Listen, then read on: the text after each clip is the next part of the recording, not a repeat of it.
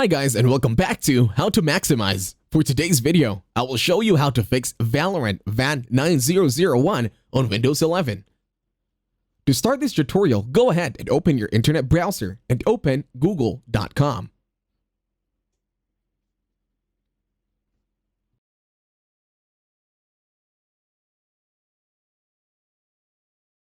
On the search bar itself, search on the search bar how to fix Valorant Van9001 on Windows 11.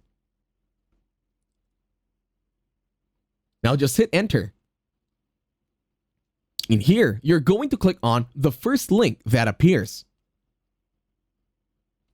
Now this will be a very lengthy read, so follow along or pause the screen while you're trying to do it. Now first is to enable TPM 2.0 and secure boot.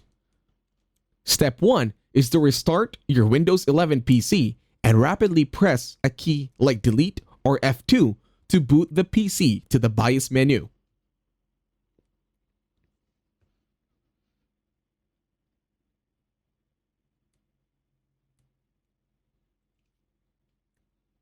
Once done with Step 1, you're now going to Step 2.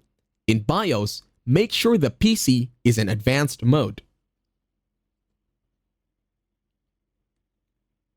Then, to Step 3, look for TPM on the Intel processor. The TPM is known as PTT for AMD processors. The TPM is called FTPM in BIOS, then enable it.